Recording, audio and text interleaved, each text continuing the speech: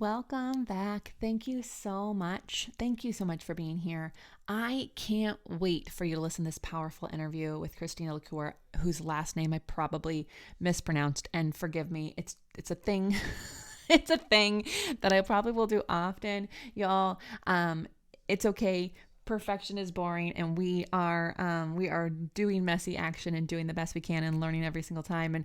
And I after I interviewed her, I wrote on Instagram, I did a live about how awesome the interview was, and I totally butchered her name then, and she DM'd me and said it's okay, she forgives me. So I'm hoping she'll forgive me again here. And I just want to say to you, as you get ready to listen to this, this is a very powerful and energetic interview.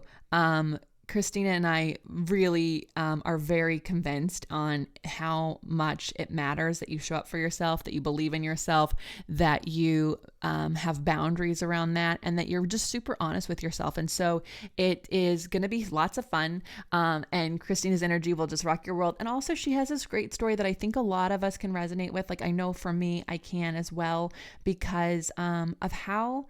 think back to your childhood and how you got noticed and affirmations and how that really affects the things that you do today and the things that you think you can do today based on what people noticed that you did and how they treated you from it. It's important that we recognize, those things, because not that they're excuses, but it's going to definitely help you to make sure that you're making the decisions that you want to make, including deciding it's your turn, which is Christina's podcast. So definitely check out her new podcast.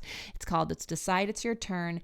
And she is a fireball, and she will not let you not be anything but yourself. In fact, her Instagram handle is Be Christina, because she never wants to forget to be Christina, which I so love. So check out the info in our show notes about how you can find out more about Christina, and also all the amazing things she's done. I'm not kidding. Wait till you hear this interview. You're going to hear powerful woman, and she could have gone one way and she decided to go another way because it's her turn. So after this message, you're going to enjoy an interview with Christina.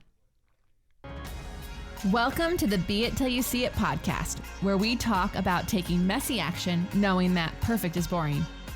I'm Lesley Logan, Pilates instructor and fitness business coach. I've trained thousands of people around the world, and the number one thing I see stopping people from achieving anything is self-doubt. My friends, action brings clarity, and it's the antidote to fear. Each week, my guests will bring bold, executable, intrinsic, and targeted steps that you can use to put yourself first and be it till you see it. It's a practice, not a perfect. Let's get started. Wonderful. Christina, I'm so happy you're here. We were just talking off of the recording how it's been a bit since we talked last, I think almost a year actually. And our lives have changed a little bit, and also not at all, but sceneries and things. I am really excited to talk to you because you are when I met you, you're literally one of the women that I saw being it until you saw it, just in all of your actions, things you were all you did before to be the person that you were when I met you, and also what you were doing to be the woman that you have become today. And I really am excited to talk to you and share your story. So will you tell everyone a little bit about yourself? Yeah, I'm so happy to be here. I'm just so proud of you. We were talking about all the things before we started, and we both have recently started a podcast. I've started mine just a little pinch ago, and you're new to the scene as well. So it's been kind of fun. But I'm Christina Lecuyer, Be Christina, Christina on Instagram. I'm a former professional golfer turned confidence and success coach. And I say, quote unquote, turned. Basically, the last 10 years of my life has just been a journey of healing and changing myself, and now helping other people do the exact same thing. So they can step into their purpose and live a confident, passionate life and make a profit doing it. So that's who I am right now. It's definitely, we could talk all day about all the things that have happened over the last 10 years to become who I am today. But what do we want to dive into? Well, I I love your Instagram handle. And I remember when I met you and you were introducing yourself, you said, I'm at beit Christina, because I never want to forget to like be Christina. And I just found that so powerful. And it's funny, those little reminders we have to set up for ourselves to remind ourselves. Like, I have a tattoo that says, I wonder, so that I never stop questioning, because it's so easy to just put a period on things and go, well, that's how it is. And it's like, well, what if I wonder how it could be different? Like all that stuff. So I love little reminders like that. I want to dive into first, before you could be who you are today, right? What were some changes that you made? I know you've made sure you hung around people that were doing things. So can you talk about where that mindset came from and how you learned that, and then what that was like?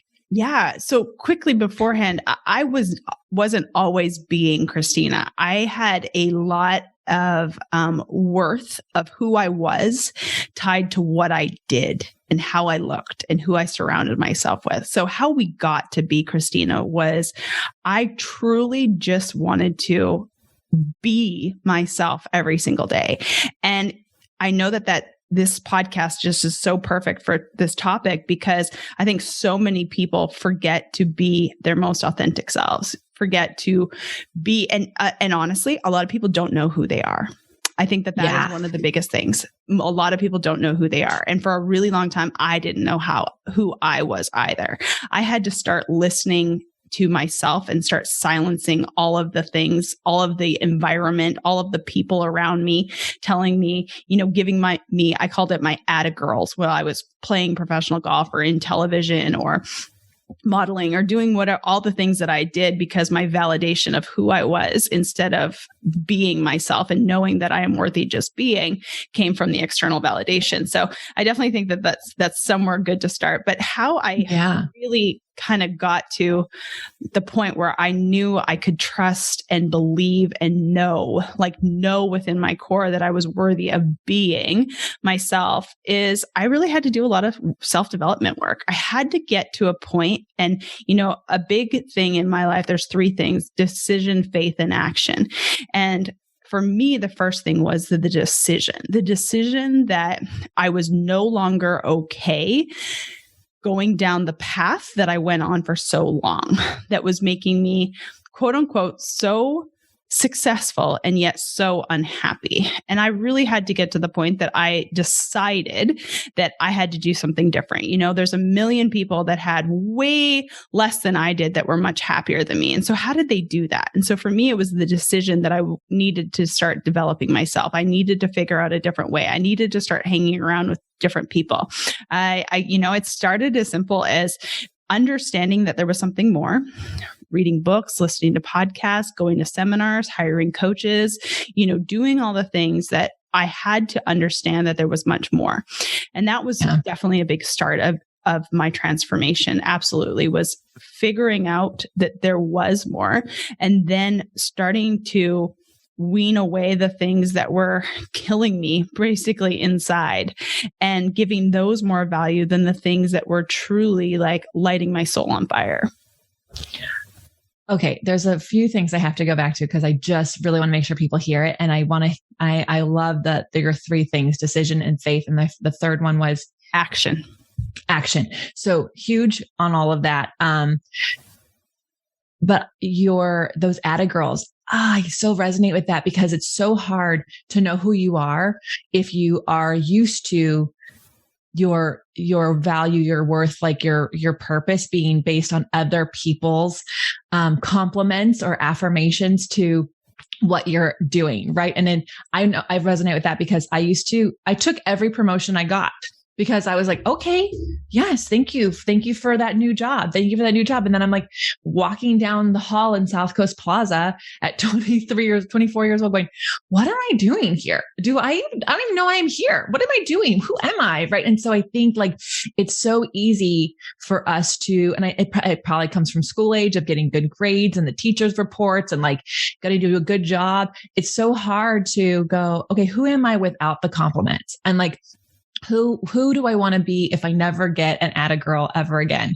And I love that you talked about putting those blinders on. I think so many people have a hard time putting boundaries up around people who may not unintentionally or intentionally have the best interest for them, because you're just like, well, what would they say? What would they do? Like, this is the person who's paying my bills, like, and so thank you for sharing that. And the idea of like diving into these books, I think so often, we go to our girlfriends or our family members, and while they have the best intentions for us, they also can have fear, right? Because if you're changing, like if you're like on this path of like, who am I? It's so easy in their subconscious for them to think, oh my gosh, they're going to leave me. They're going to grow so much and they're going to leave me. Did you have anyone around you who was like a little bit concerned about this path that you decided to go on? Yeah, every day still. I mean, there's still people that challenge, like, who am I now? You're different. You're different. Well, fuck, I hope I am. My God, the old version of me wasn't close to as good as this one. And I think that we live in a world where we're so afraid to change. Change is a bad thing. We are born like as human beings, going back to like when we were first created, our job was to stay safe. Our job was to keep ourselves alive. And we love safety of consistency, not changing, not developing, not growing, staying the same. And that is just, to me, the saddest thing ever now is I always want to take a risk. I always want to figure out how the next thing can go. Like, gosh, your tattoo is beautiful. I wonder how this can be different. Yeah. So for me, definitely I've changed dramatically. I'm 180 from the person I was 10 years ago. And that can be very difficult. I think for me, it was learning from people who I saw that had some element or some aspect of their life that I wanted. And most of the time it wasn't the success. It was the confidence that they had. It was a lot of the times like the joy for life that they have. That's what I aspire to, because I know that if I would have continued down, the athletic, television, whatever role, I could have made a ton of money. There's no question about that. I would have, like, I've always known I can be successful, but being successful and being happy are two very different things. And I wanted to be happy more than I wanted to be successful. It just now happens that I realize that the more happy, the more in your purpose you are, the happier you are, the more in alignment you are, the more successful that you are. Yeah, that is so cool. So I grew up without a lot. Like, I grew up in a small town. My parents did not have a lot of money. In fact, like, bill collectors called, like, I just wanted to get out. And my friends all came from money.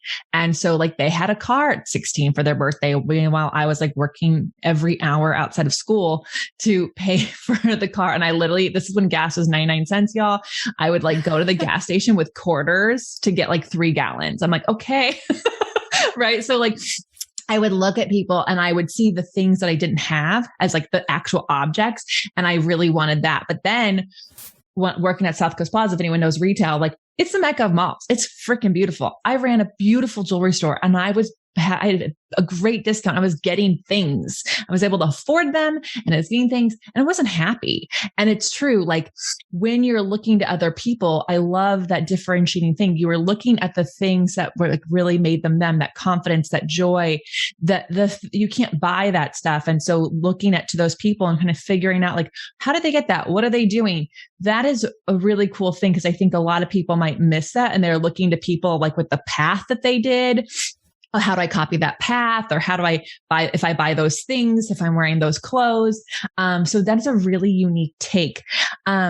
I want to dive in if you don't get me wrong though. I was on the wrong path in the beginning, in the beginning of my journey. So like, I don't want anyone to think that like I had this right from the beginning. From 18 to 27 years old, my whole thought was, if I'm skinny, if I'm pretty, if I'm making money, I will be happy. So it took me getting to like the rock bottom before I realized that like the skinny, the rich, the pretty is not the key to my happiness, at least. So I do always want to preface that like it took me 27 years before I got my shit together and understood that.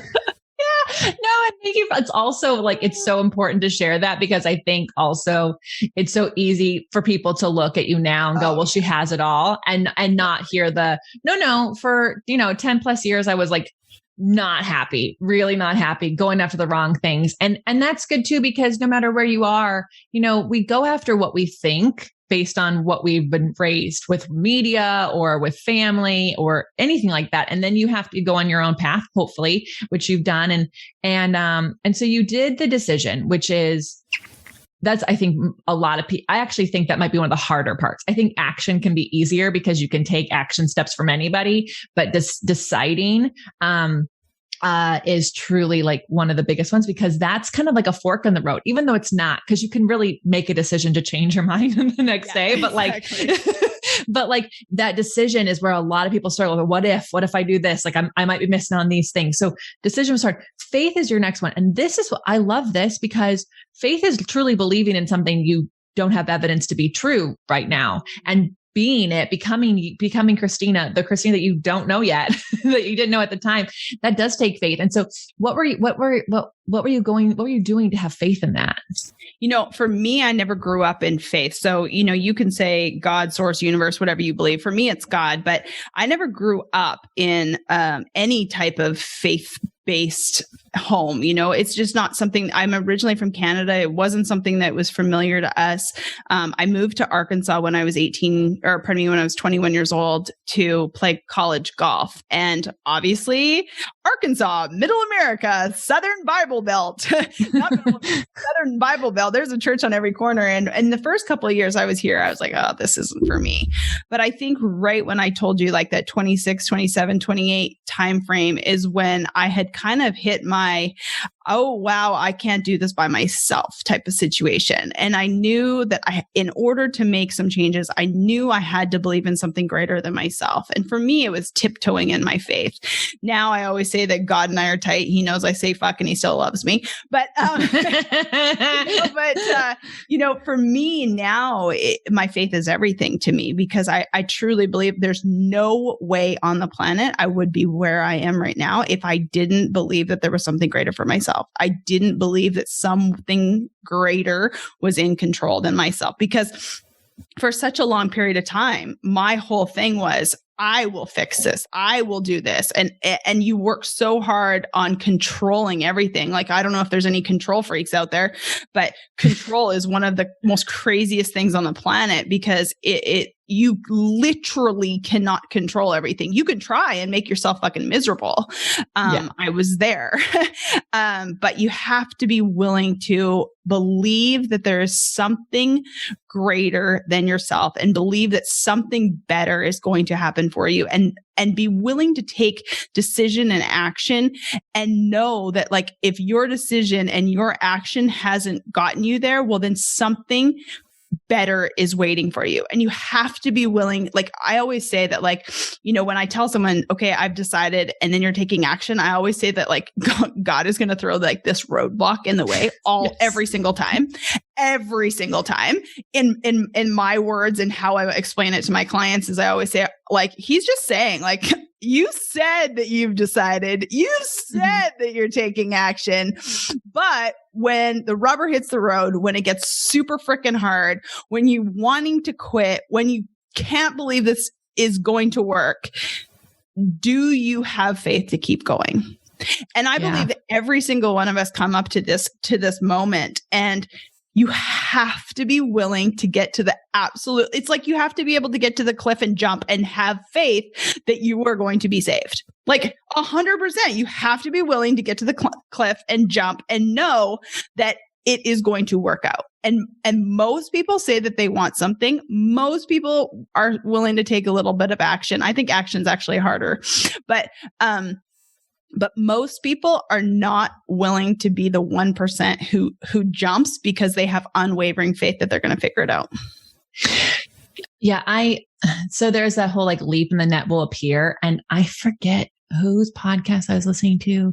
I want to say it was Brene Brown years ago, but basically it was like this whole idea of like, what are you willing to leap for, whether the net appears or not? Right. Like, 100%. because like you might have to hit a couple mountains on the way down before you get to the path you're supposed to be on.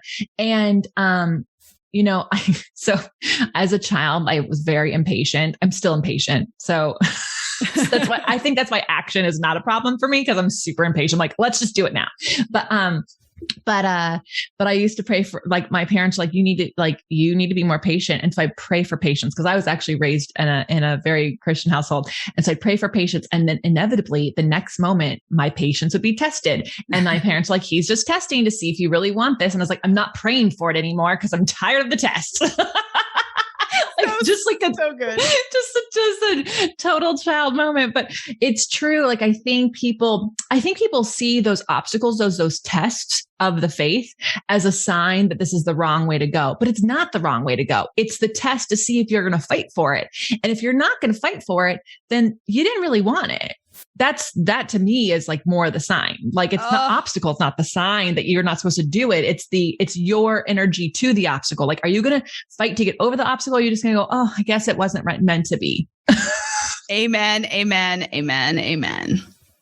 Yeah. So we'd faith, which is key. I mean, just believing that there's something bigger than you out there. There's a reason. That's like, I believe everything happens for us. I mean, so when I left my ex, I had no actual plan for that. That was like the decision.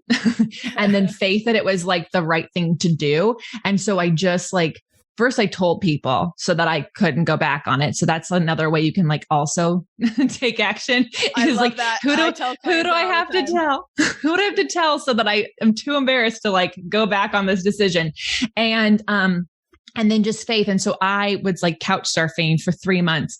And during that time, like my car was totaled. So now I had no place to live and my car is totaled. And then the studio I rented space from, that was gone. And I just kept going, okay, I have faith that this was the right decision. This is not a sign that I made the wrong decision. This is just, God, universe, what have you, to going, okay, we're just going to, you made a decision to have a different life. We're taking away all the things that would make you have the same life, make you be the same person that you already were. Like, we're just getting rid of it. And I think that I hope people hear that, like, just because you make a decision, just because you have faith doesn't mean it's smooth sailing. The work still has to happen. And so action taking, like when people don't know what the first step should be, the first action should be, like, what do you do when you're about to take action? Like the first thing. Yeah. So, I mean, there's never a wrong action, because you can always just take an action and then do a different action next time. It's kind of like making a wrong decision. There's no such thing as a wrong decision. It's like, cool, that's a great decision. I'll do that one again next time. Or, okay, that didn't go as well. I'm going to do a different decision this time. But I think one of the things that comes up for me when it comes to action is so many people are now consumers, especially with like what we have on social media. Like, I bet you there's probably someone out there who knows Pilates more than you because they've consumed it more than you, but they don't take the action of putting it in practice every single solitary day. So I think putting out the action is just taking an action every single day. I think one of the things, like one of my superpowers, I will say, in action is the fact that I'm really consistent. Like, my consistency is like boss. And I think that people underestimate the power of being consistent with your actions. Like, the smallest action over and over and over and over literally pays off. And so many people think you have to do these massive actions in order to like grow and do. It's really not. It's just like consistent action over and over and over and over. I'm sure, there's some sort of Pilates move that you could, if you did it consistently every single day for a year, it may not be like the most complex thing on the planet, but you're going to be pretty damn close to an expert by next year. It's just that most people are not willing to be consistent with their actions. And yes, you can pivot. Yes, you can, but overall consistency with action is one of the most life-changing things ever. Yeah, you're absolutely right. I teach a lot of people, and my whole thing when I teach Pilates is that it's like practice over perfection. Like, trying to get the perfect exercise out of yourself every single day is going to make you crazy. You actually can't do that. Your body changes every day. Maybe you slept bad. Maybe you didn't drink enough water. Like, there's so many reasons why the exercise might not be in your body that day. But there was a time when I was training with my mentor and you have to like test. It was like an audition, right? Like they just want to see, are you putting in the practice? There were so many people who were like, I don't understand why so-and-so didn't get into this program. And I'm like, because she's trying to be perfect. And they're looking for someone who's dedicated to the practice, who's not looking to be like the model of what it looks like, but actually like dive into the juice. And that's really hard to explain to someone who's like control freak perfectionist. And so I was doing this exercise, and because of my hypermobility, it was a really hard exercise for me. And I was so worried that I wouldn't pass this audition because I wasn't even getting to the point where you could even do the action of the exercise. But instead I was like, okay, consistency. I'm going to do this every single day for 90 days. My audition's in 90 days. I'm going to do this exercise every single day, and I'm just going to hold it. Just going to hold it and have that faith. And so my action was not actually in doing the full exercise. It was just showing up and getting my hips in the air and holding the position and thinking about it, thinking about what the exercise looked like while I'm holding it. And then on 91 days, I had to do my audition, and I picked that leg up and I set it down. I picked the other one up. Was it beautiful? No. Did I pass the audition? Yes, because they saw the practice. And so I think you're absolutely right. It doesn't have to be this big thing. Your consistency can be something small with the faith and dedication to your decision, and it's going to pay off over time. I think a lot of people forget that Oprah wasn't built in a day. Like, she was a radio show host, you know? Yes, so good. She put in many hours, and then she was like a on-air person, many hours. Like, she didn't all of a sudden become one of the best interviewers you love to know. Like, she put in the time. Yeah. Yeah, no, it's so true. So I would say there's a time for consuming, but then there's a time for action, and make sure you don't get confused on which one you're spending too much time on. It's kind of just like everything, right? Like decision, make it super fast. Faith, always have it. Action, take it fast, and just figure out, fail, figure out, fail, figure out, fail, move on. Mm-hmm. Like I think that's just like the key to it all, really. Yeah, no, I love that so much. It's that, I don't know even when I learned it, but like I like hated failing. Like, I hated it. It wasn't we're taught failing is such a negative thing. The society teaches us that, and it's horrible. Yeah. So here I am, straight A student who really couldn't tell you anything out of the biology class, because I'm pretty sure I memorized the hell out of things, took the test, and then forgot it because like I didn't actually put in the action to it. And I remember, you know, and maybe I was drawn to Pilates because of that perfectionism thing. I definitely do call myself a recovered perfectionist. Like, I'm much better at it because I'm like messy action all the time, fell forward. Like, what didn't go well? Okay, how do we do it better? And it's, you know, it's really funny because sometimes with a team, they're like, okay, we have to do this. We have to have this ready. Oh, we're not ready for this. I'm like, we're just going to do it because we don't even know if people want this yet. So you can like, let me just see if people want it. Messy action. And then, oh, that fell flat. Okay. So thank goodness we didn't spend 7 people's time on this thing. Let's figure out what didn't work. Was it the time? Was it the day? Was it the wrong messaging? It's that learning feedback and do it again. I think it's so much better because I can tell you, having A's, it didn't really teach me a lot. So Christina, what are you currently working on that's like you being Christine? Like, what's the next step for you right now? How are you taking action on that? Yeah, you know, every year I try to do a couple things that are new to the business and help develop me and keep moving forward and keep allowing my clients to continue to grow. So this year we've implemented the Decide It's Your Turn podcast, which I totally love. And you and I, you know, we're definitely late to the podcast scene, which it feels like everyone and their mother has a podcast, and we are like so far behind. But, you know, it was interesting. For the last probably couple of years, I was told to do a podcast because I love to chat, and it's just something that, you know, my energy comes across, and everyone had told me that. But I am, again, a person, like, the minute I make a decision, I'm all in. Like, there's nothing that's going to stop me, like, ever.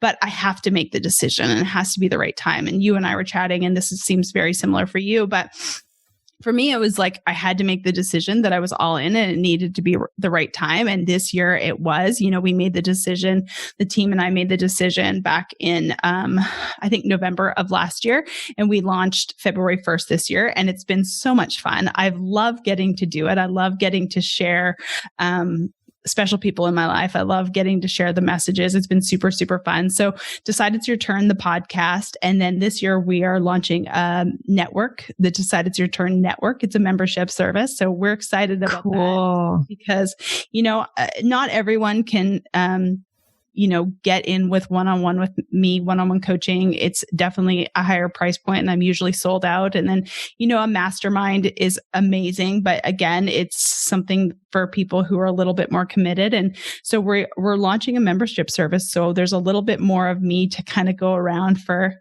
everyone and then to connect the people, because I believe, like you do, we're both very much in this mindset that you are who you surround yourself with. So I want to create a space for people to surround themselves with great people who are on the highest vibration, who want to live in their purpose, who want to be, the most confident version of themselves to live out this short time we have on the planet. So those are the couple things that we're doing this year.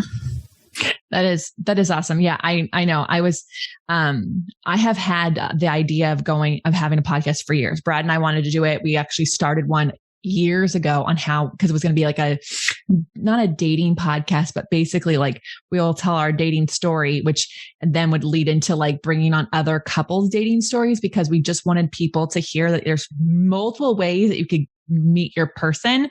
And on our season finale, the hard drive fell off of the computer and broke, and it had the final episode, but all the music, all the things and it was at a time in our life that we were just so busy, we couldn't do it. So literally it was left on episode 11 and no one got the end.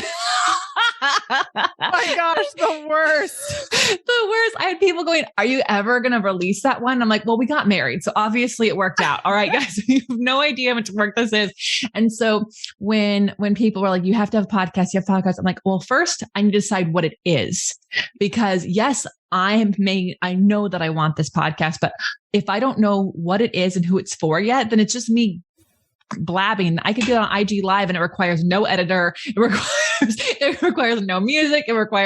That's free.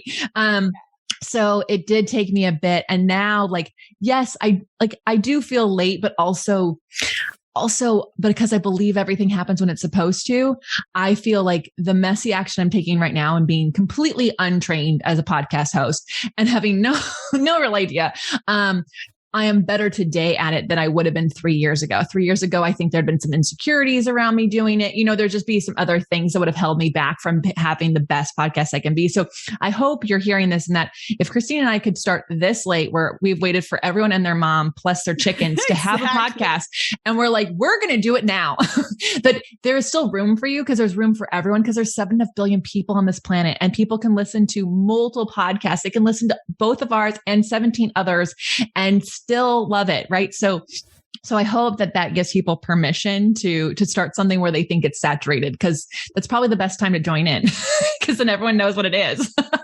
Yeah, exactly. I love that you're doing that network, because I have two communities. I have my agency community and my OPC community. And what I love about it is, for both those communities, they are able to spend time around people whose mindset is also what they're looking for, even if they're all trying to get into the mindset of practice over perfection or doing more of what they love. That thing, you need constant reminders until it becomes a habit. And so surrounding yourself with people who are also working towards that really does keep you in that space, because it's so easy if you're not able to be around people. If you're just with your family or friends who don't have that mindset or don't have that drive, it's easy to fall back into the old version of yourself instead of becoming the one that you want. So I think that's a really cool opportunity that you're putting together, Christina, and I really commend you on that. I feel like we've given people a lot of awesome information, you especially, because those 3 tips of decision, faith, and action. But I do feel that it's really easy for people to go, "Okay, this is amazing. That was awesome, Christina, Lesley. I love this. Okay, that's the part that I was missing." But I think it's really hard for people with life being really busy, life being really crazy. Maybe they have a lot of kids running around, to prioritize being it. And I just wonder if you have any tips on how to make being it a priority. Yeah, I love it. Great question. So I actually ask people all the time, like, what are your actual priorities in life? Right. And people will, like, let's just say the typical response is my spouse, my kids, my health. Okay, cool. Now let's look at your day and let's see how much time you actually spend with your spouse. You literally talk to your spouse 15 minutes a day, but you say it's your number one priority. You say that your kids are your priority, and yet you give them 2 hours on the weekend. And you say that your health is your priority, right? And what do? You work out 30 minutes twice a week if you're lucky. And some days when it's cold, you sleep in. So I always look at what they say their priorities are and where their actions are actually coming in place. And I think sometimes we just need to just give ourselves a hard check here. If your priority is getting your health back in check, every action that you make better make sure that that priority is lining up with that action. Going to the club after work to have a couple drinks, that is not in line with your priority of getting healthy. Sleeping in because it's cold on a Saturday and you don't want to go to the gym, that is an action that's not in priority with your decision that you want to put your health in first. And so I think sometimes we just have to take a hard look at ourselves, right? We have to take a hard reality check.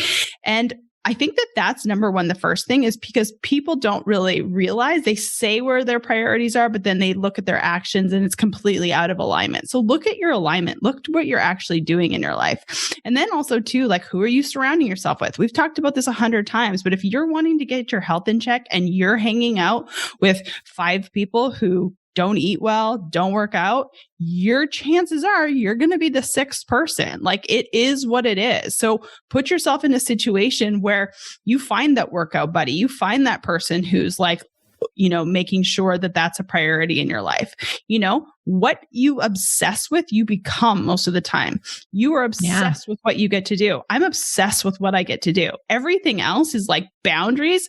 Boundaries are huge. Number one, like, put a boundary on your life, because if you don't, no one's going to do it for you. So that's really, really important to remember, is that you have the absolute obligation to live your best life. I think you living your purpose, I always tell this to people, you living your purpose is not just like for fun. It's 100% a responsibility. I believe every single one of us were put here for a purpose and a reason, and it is your responsibility to live that out. And I think very few people actually look at that and actually take that responsibility on, really, really well. Like, you do your job on this planet, Lesley, really, really well. You hold that responsibility at high regard. And a lot of people don't do that because they don't feel like, they just don't give the faith, decision, and action to the priority, right? So, you got to really dig in sometimes. Chances are, if you're a person who's listening to this podcast, you're probably a person who's going to go, you know what? I am really out of alignment right now. What can I do? What actions can I put in place? What boundaries can I put in place? What policies, I always say when you pay attention. Your people, they hire you. They show up. I have a personal trainer. I pay him because when I pay attention.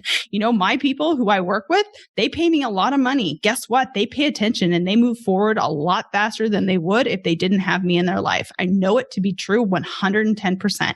So I think there's a lot of things that people can be doing. It's just a matter of, do you want it? And one thing I always tell people is, quit saying you want something if you're not willing to take the action and put the payment behind it. You want to be healthy? Do you really? Because you want to sleep in, you want to eat the shit. So if you actually wanted it, and like, I quit saying that about myself in a lot of regards. Like, I used to beat myself up horribly for, gaining a couple pounds. Now I don't even talk about it really, because I'm kind of like, at the end of the day, I actually really like nachos and going to have wine with my husband. So I'm not going to beat myself up for it, but I also know that I'm probably not going to have the 6-pack that I used to have, or the ass that I used to have. Now, don't get me wrong. Some days I would like that, but my actions are not coinciding with that. I love this. It's so true. It really is. Your schedule does reflect what your values are, what your priorities are. And I think that is the best advice for people to just today, look at your calendar and just like look at it. Just be really honest. And you don't have to flip the whole calendar around today. Try one day where you actually, and one priority, one value, and try to put it in there and live that. And I think that is really excellent advice. And it's true, like just being also very honest with ourselves. But I loved how you said that, like so many people think that we're out having fun. It must be fun to be us because we're just doing our thing. It comes with a lot of responsibility, and those boundaries, sometimes they're the lesson that people have to learn. And that means telling people no, that like it might, like you're like, oh, that's going to really hurt them because I know they really want to hang out with me and I would love to hang out with them. But like what they love to do and what I love to do don't align right now. And you know what? That might be what they need to hear. They might need to hear, no, actually, I'm not really willing to go out. I used to do this in LA. I used to go, I can't go out with you for drinks because I'm a grandma. I go to bed like by 9 p.m. But I'm happy. I'm like, but I run every day at this place. I go to yoga every Saturday at this place, and I do a Pilates class at this place. If you want to join me at any one of those places, for sure, I get coffee or a smoothie afterwards. I'd love to see you. That's how you're going to hang out with me. And you know what? Some people really did do that. And we had even better relationships because of those boundaries. And I didn't resent like, oh, I'm out late with them. This is going to suck tomorrow. No, I just asked them to meet me on a place that would align with what my values were. So thank you for that advice. So everyone can find you on Instagram at @bechristina. Yeah. BE Christina. Yeah. And then your podcast is Decide It's Your Turn. That's right. You can find it anywhere podcasts are played. Perfect. Everyone, it's all going to be in the show notes as well. And do us a big favor, screenshot this, share it in your stories, tag us both with your takeaways. It doesn't just like let us know what your takeaways are, but it also inspires other people to think of those things as well. And especially your friends and family who you probably wish were being it with you. And so please do that for us. Thank you, Christina. I can't wait hopefully we have another conversation less than a year away. That is going to be a priority. No kidding. My gosh. Thank you for having me. Thank you. That's all I got for this episode of the Be It Till You See It podcast. One thing that would help both myself and future listeners is for you to rate the show and leave a review. And follow or subscribe for free wherever you listen to your podcast. Also, make sure to introduce yourself over at the Be It Pod on Instagram. I would love to know more about you. Share this episode with whoever you think needs to hear it. Help us and others be it till you see it. Have an awesome day. Be It Till You See It is a production of As the Crows Fly Media. It's written, produced, filmed, and recorded by your host, Lesley Logan, and me, Brad Kroll. Kevin and Belle at Disenyo handle all of our audio editing and some social media content. Our theme music is by Ali at Apex Production Music, and our branding by designer and artist Gianfranco Cioffi. Special thanks to our designer, Jaira Mondal, for creating all of our visuals, which you can't see because this is a podcast, and our digital producer, Jay Pedroso, for editing all the video each week so you can. And to Meredith Kroll for keeping us all on point and on time.